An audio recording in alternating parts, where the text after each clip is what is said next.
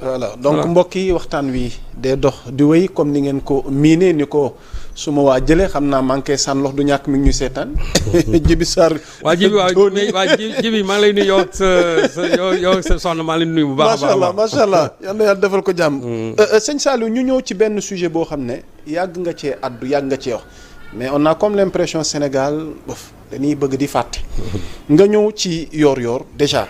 ma fàttali leen dañuy bëgg dugg ci sujet bi laal foncier carnage foncier bi nga xamante ni sëñ Saliou moo lëmb réew mi nga yàgg ci am ay position waaye bii yoon nga def ci ay gëstu yu leer bi ci njëkk ñu daat koy leeral mooy Mansour Faye et Marième Faye ñoom ñaar rek ñu bénéficier plus de 2 millions de mètres carrés mu mel ni département de Dagana commune de Diama carnage foncier dans la zone de Mbundum donc ñu revenir ci détail boobu parce que mbokk yi étape par étape la ndax dossier foncier bi moom sëñ Saliou da cee def liggéey gu yaatu ak yor-yor kon ñu ubbee ko ak Marième Faye Sall ak frère am Mansour Faye lu toll ci 2 millions de mètres carrés ñu am ko ci ab dëkk. waaw xam nga ne li jaaduwul d'abord mooy Mansour. te nee na nag moom nee na légalement la ko amee nag waaw d'accord waaw non dégg naa ko muy wax. waaw parce que man je m'attendais à mu ne mosuma fa am loolu parce que dans un premier temps bi ko yor bi bindee. y en a qui disaient que non c'est de la diffamation c'est de fausses nouvelles et cetera. waaw mais comme man xam nga li may bind moom toujours yaa Moussa ci ay këyit laa koy teg. yu leer. coow lay bëri rek waaw non man ci ay këyit laay yore man moom loo xam ne yoruma ci ay këyit. jàppal ne du ma ci bind. lu ma bind rek yaa Moussa. neel Serigne Saliou mi ngi këyit yi téye ci loxoom. daal ay kër yu authentique donc ba ma gisee mbir yi fële dans le Diama ma gis ne Mansour mook Marième dañu bénéficier wu de ça c'est-à-dire ku ci nekk 1 million de mètres carrés kii soxna président bi la kii goro président bi la ñu jox leen terre yu toll noonu te Mansour moom nee na woy Marième li tax mu ñu jox ko foofu c'est pour ma fay bay ceeb di dimbali néew gi doole yi mais xam nga loolu nit xel mënu ko nangu madame déjà avec une fondation yow ci fondation bi yow yaa ngi dimbali nit ñi kay loolu kay je crois que en tant que femme du président je crois que tu as d'autres canaux pour ça mais li ci metti mooy yéen acquisition yooyu yéen a ngi ko am sous l'ère de Macky Sall su fekkoon ne sous l'ère d'Abdoulaye Wade la ko amoon man mën naa ci bañ wax mais yow yaa ngi am benn position boo xamante nii ci njabootu président nga bokk ba pare bénéficier wu de ça c'est parce que tout simplement da nga nekk du côté du pouvoir ba pare nekk aussi dans la famille présidentielle loolu moo waral nga am fa loolu te Mansour du loolu rek la fa am parce que dinañ del soit ci yeneen du caaxaan du loolu rek la fa am ak branchement yi am ci fleuve bi yëpp tout ça non on reviendra sur ça du caaxaan du non ce n'est rien yaa Moussa par rapport ak li nga xamante kon 2 millions yi lancement la non du dara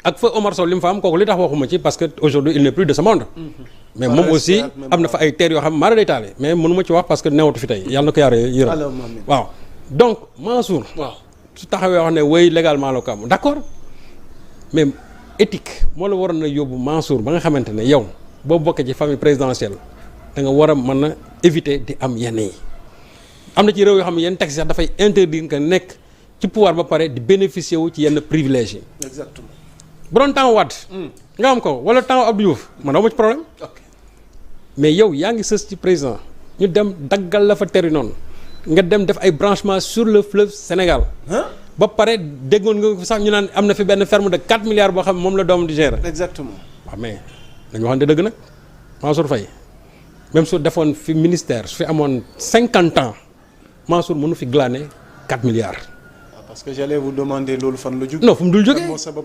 d'accord mais mooy li ñuy wax rek c'est-à-dire que jubadi gi nga xam ne moo nekkoon ci régime Macky Sall parce que tous ces gens-là qui ont acquis des milliards c'est parce que ils les ont acquis frauduleusement amul kenn koo ci am ci lu jaar ci yoon déedéet ils n'ont qu'à nous justifier leur fortune donc su fekkee ne yow da nga bëgg a taxaw nga ne am nga alal ju toll noonu mais li ko waral parce que da nga bokk ci njabootu président moo tax nga am loolu soxna président aussi c'est parce que mooy soxna président te jàpp naa ne am na ñu nekk foofu ca dëkk ba soxla fa benn 1000 mètres carrés mënuñu ko fa am moi j'en connais des gens yoo xam ñi ngi ci domaine yooyu foofu mënuñu fa am dara pour mën a valoriser terre yooyu yow nga jël ñoo xamante ni ñi ngi Dakar kenn ngi Saint-Louis ñu dem ba là-bas dans le Mbundum ñu daggal leen fa lu toll noonu ak yeneen yoo xam ne sax waxaguma ko ci dinaa ci dellusiwaat mais dama ne Mansour Faye waroon na rus génn di def interview naan légalement laa ko am waroon na rus loolu parce que bu dee légalement laa ko am loolu même sax on peut remettre ça en cause parce que ña nga xam ne ñoom ñoo def délibération jox leen ko ñooñu ci luñ ko teg ba jox ko. exactement. parce que aussi attention foncier bi foofu ni ko fi gars yi def foofu yaamu saa. kon carnage bi foo ko natt weesu na. non jéggi na dayoo laa la wax la nekk fee non yàlla nañ dem ba ci kanam yaamu saa les Sénégalais vont voir gis nga parce que. xam nga souvent bu ñuy wax foncier bi les gens se concentrent sur Dakar. waaw moo tax ma def ci taxaw seetlu pour nga revenir ci parce que dans cette zone là dans cette zone de Mbundum foofu boo demee nga xam ne dafa jege fleuve bi foofu. mais li fa nekk ci scandale foncier kenn mënu la ko wax. mais man li nga ma ci wax moo ma gën a yéem branchement bi boobu fu mu ko teg. mais fu mu koy dul teg parce que tout simplement moom ci famille président la bokkoon c'est tout du leneen. alors donc gis nga dama ne nañu moytu. def yenn njombe yi ba pare génn pour justifier ko. dafa am loo xam ne tey. man jàpp naa ne bu Macky Sall ñëwuloon au pouvoir. Mansour Faye alal jooju muy wax du ko am. jàpp naa ne terre yooyu mu am foofu moom soxna Marème aussi loolu duñ ko am. man li ma gëmee république mooy. sama famille bu nekk au pouvoir sama belle famille bu nekk au pouvoir terewul li ma war a am laa war a am bu ñu fi jógee aussi la ma war a am laa war a am. mais aw ma lii mais tey ñoom ñëw nañu au pouvoir je dois bénéficier de privilèges pour am lii c'est-à-dire que loolu la xel mënul nangu te Mansour loolu la expliqué dans son interview que il a pu bénéficier de ça parce que simplement il appartient à la famille présidentielle mais su wóor na ko ne su bokkul woon ci njaboot président avantage yi mu am foofu du ko fa am soxna Marème avantage yi mu am foofu du ko fa am te loolu ñuy wax c'est cousu tout simplement de fil blanc parce que ne dafa bëgg a bay je ne sais pas ay ceeb ak yooyu pour dimbali néew gi doole. quand même loolu la indi non franchement Mansour. nee na moom Marème dimbali néew ji doole yi. vraiment moo tax ñu am dimbali néew ji doole yi. waaw ñoom néew ji doole yi kay dañu leen waroon dimbali avant ñu ñëw au pouvoir. xam man mënoon naa d'accord ñu ne ñun doon ñu ngi dimbali néew di doole yi avant ñëw au pouvoir bu ñu ko defoon depuis les années 2000 ne am nañ fa ay terres. ñu ngi dimbali gars yi. parce que moi je connais des familles qui sont là-bas yoo xam ne ni yàgg nañ fa. qui ont acquis des terres mais ñooñu depuis presque avant même 2096 ba léegi ñi nga valoriser terres yi foofu te am nañ fa ay hectares mais ñooñu maa ngi ak seen i délibération mais pourtant ñooñu ŋàññu ma leen parce que xam naa ne ñooñu ils sont dans l'exploitation agricole ñooñu dañuy créer ay emplois te ñooñu li ñuy def dañ ko teg ci yoon te xaaruñu président bi ñëw pour ñu mën a am loolu mais ñoom Mansour. ñoom dañu xaar bu Macky Sall ñëw pour bénéficier de ça c'est que man loolu mooy ci sama problème. donc légalement boobu muy wax noonu.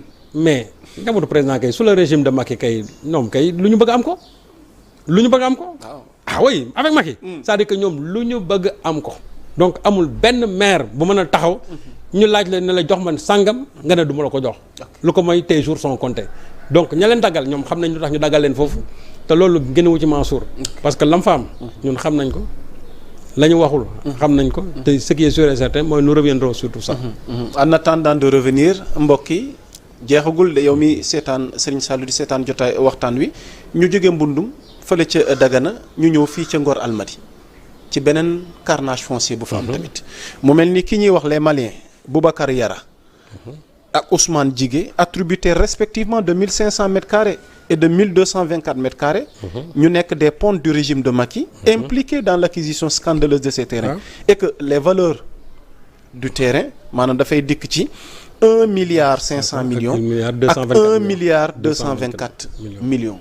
ci ñoom ñaar kon lii xew na fii ci Ngor Almadi. ah mais bien sûr sous le régime de Macky Sall encore parce que ce nommé Boubacar Yara qui est un opérateur économique malien et aussi am ay problèmes de justice au Mali ci affaire foncier que je connais très bien ndax dama la doon laaj ndax du Boubacar Yara bi may non du boobu c'est-à-dire donc que je connais très bien donc moom qui a eu maille à partir avec la justice de son pays sur des histoires foncières léegi ñooñu dañu déployer ñëw fii te attention du deux yi rek de xam nga man quand je parle des Maliens je ne stigmatise pas.